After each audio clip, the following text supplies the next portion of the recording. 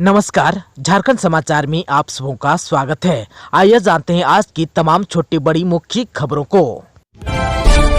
मजदूरों के परिजनों को पीएम राहत कोष से मिलेगी मदद। धनबाद हादसे में मारे गए मजदूरों के परिजनों को देंगे राहत राशि। मृतकों के लिए मोदी ने की संवेदना व्यक्त। धनबाद हादसे में मारे गए लोगों के लिए संवेदना व्यक्त करते हुए प्रधानमंत्री नरेंद्र मोदी ने प्रधानमंत्री राहत कोष से 2 लाख रुपए अतिरिक्त देने का फैसला लिया।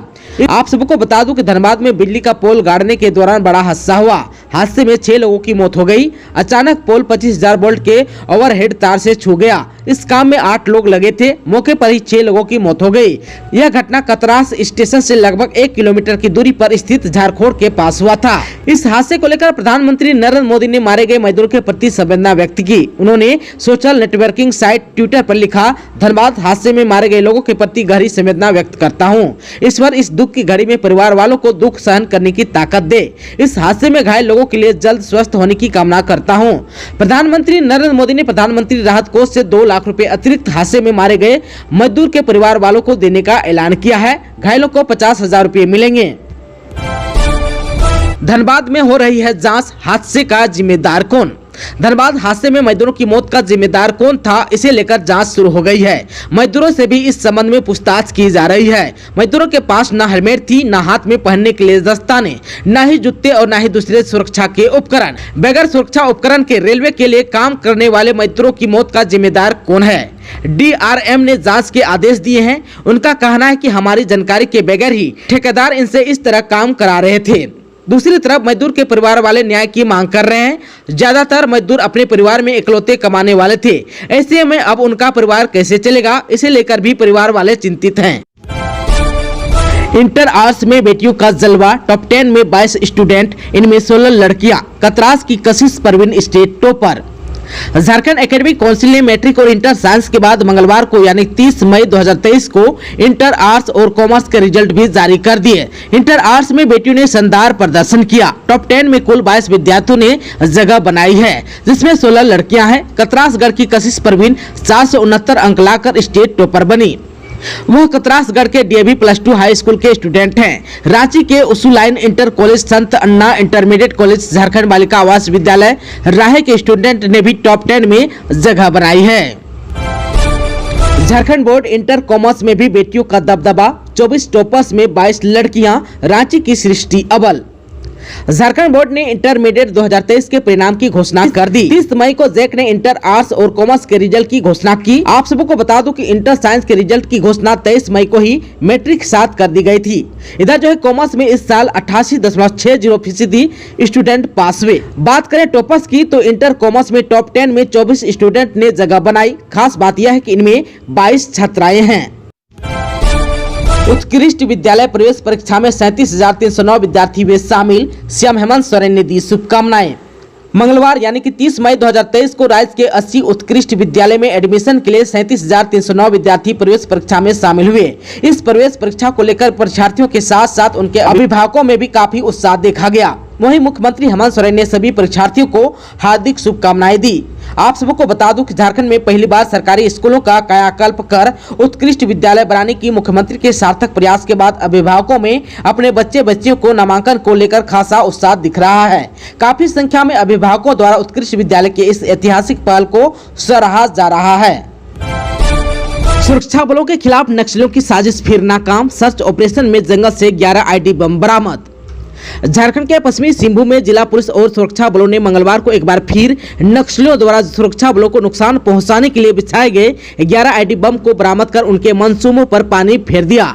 सुरक्षा बलों ने नक्सलियों के खिलाफ चलाए जा रहे अभियान के क्रम में टोंटो थाना अंतर्गत तुम्हाका गांव के आसपास जंगली और पहाड़ी क्षेत्रों में नक्सलियों द्वारा पूर्व में लगाए गए 5 और गोयलकेरा थाना क्षेत्र के मरादरी, हाथीबुरु, मेरालगढ़ा और छोटा कोयडा से 6 ID बम बरामद किया। रास्ते में गड्ढा कर लोहे के रोड और काफी संख्या में तीर लगे 4 स्पाइक हॉल भी बरामद किया है। यह जानकारी पुलिस अधीक्षक आशुतोष शेखर ने दी।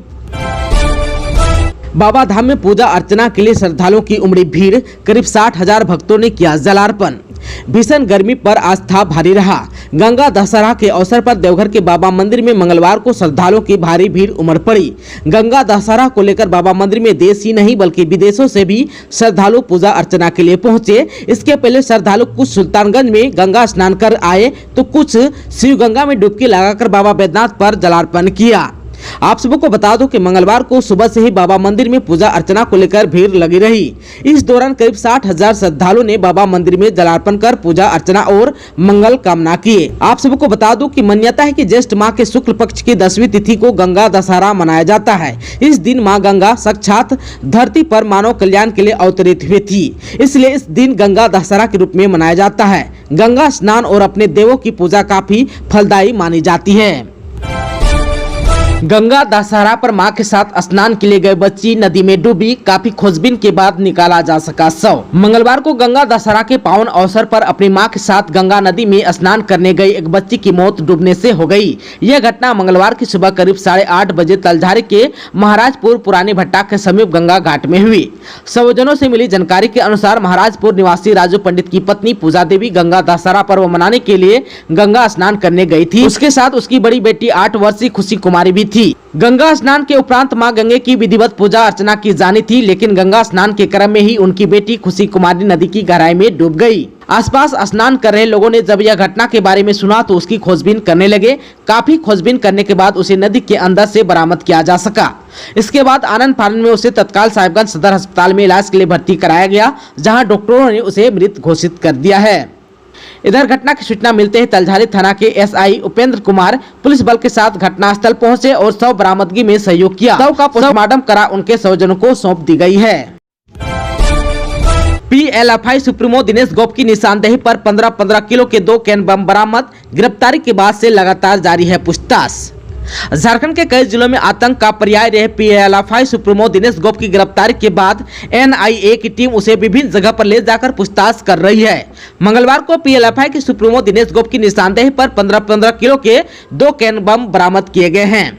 आप सबको बता दें कि दिनेश गोप की गिरफ्तारी के बाद एनआईए की टीम उससे लगातार पूछताछ कर रही है ताकि उसके द्वारा छुपाए गए हथियार के अलावा अन्य खुलासे हो सके। इस बार जो एनआई की टीम दिनेश गोप को भारी सुरक्षा घेरे में लेकर सिमडेगा जिले के महाबुआंग थाना पहुंची। थाना में आवश्यक कार्रवाई करने के बाद महाबुआंग थाना इलाके के कई गाँव में छापामारी अभियान चलाया गया। इस अभियान के दौरान थाना इलाके के जंगलों से पीएलएफआई सुप्रीमो दिनेश गोप की निशानदेही पर 15-15 किलो के 2 कैन बम बरामद किए। तलाशी अभियान में महाबुआंग पुलिस भी शामिल थी। पुलिस ने दोनों कैन बम को बरामद करने के बाद उसे डिफ्यूज कर दिया।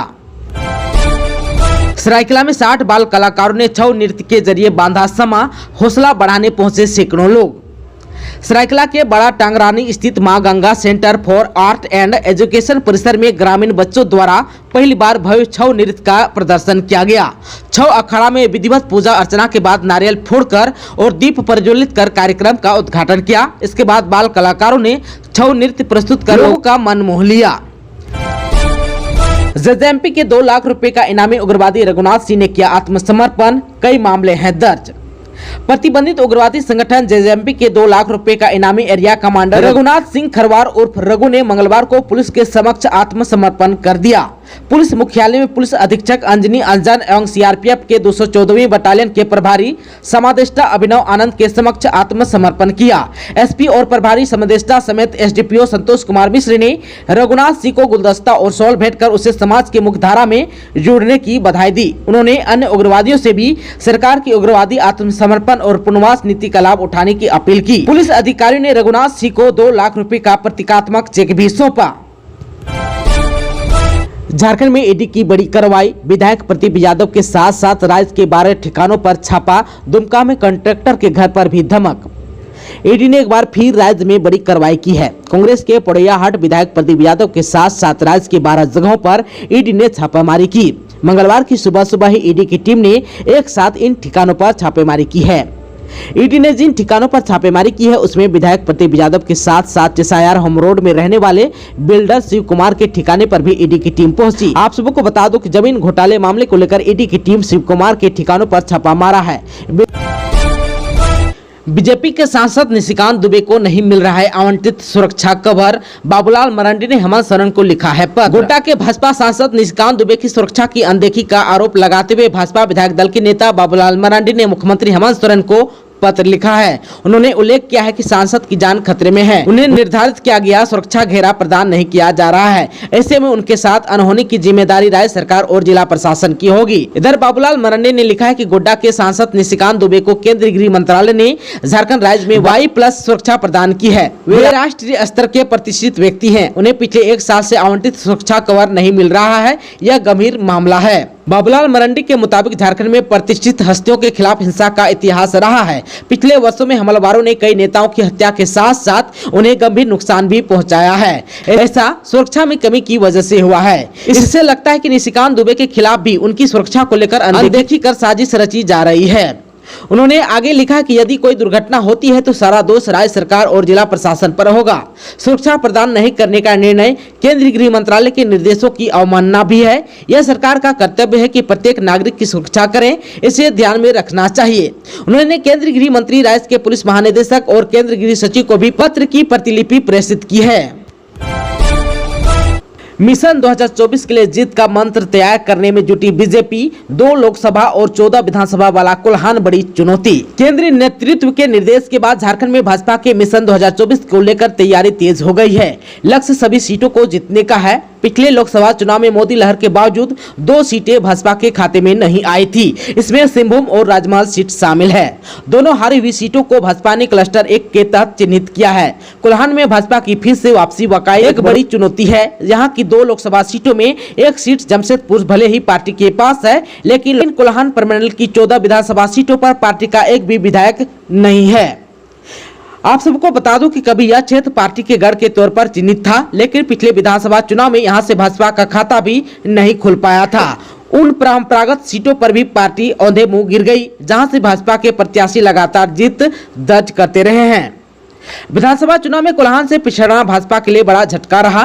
तत्कालीन मुख्यमंत्री रघुवर दास भी अपनी परंपरागत सीट जमशेदपुर पूर्वी से परास्त हो गए। इसकी एक बड़ी वजह पार्टी के प्रमुख नेता सरयू राय द्वारा उनके खिलाफ ताल ठोकना रहा। इसका असर यह हुआ कि कुछ ही दिनों में माहौल बदल गया। आप सबको बता दूं कि सरयू राय निर्दलीय चुनाव लड़े। उन्हें झारखंड मुक्ति मोर्चा समेत कई दलों का खुला समर्थन मिला। अगले साल लोकसभा चुनाव और उसके बाद होने वाले विधानसभा चुनाव को देखते हुए पार्टी अब नए सिरे से तैयारी में जुटी है। इसके लिए अंदरूनी बैठकों से लेकर जनसंपर्क के जरिए पक्ष में करने की कोशिश की जाएगी। लक्ष्मण गिलुआ के निधन के बाद से सिंहभूम सीट पर पार्टी को नए चेहरे की तलाश करनी होगी। आप सबको बता दूं कि कोल्हान से पूर्व मुख्यमंत्री अर्जुन मुंडा और रघुवर दास ताल्लुकात रखते हैं। दोनों नेताओं का अपना प्रभाव है। अर्जुन मुंडा जनजातीय मामलों के केंद्रीय मंत्री हैं। इधर रघुवर दास भाजपा के राष्ट्रीय उपाध्यक्ष हैं। इसके अलावा दूसरी कतार के नेताओं भी पार्टी की नजर है। दोस्तों, अभी तक आपने चैनल को सब्सक्राइब नहीं किया है तो प्लीज चैनल को सब्सक्राइब कर बेल आइकन को प्रेस कर दीजिएगा, ताकि खबरों का अपडेट आपको मिलता रहेगा। इसके साथ ही आज के खबरों में बस इतना ही। हमें दीजिए इजाजत। नमस्कार।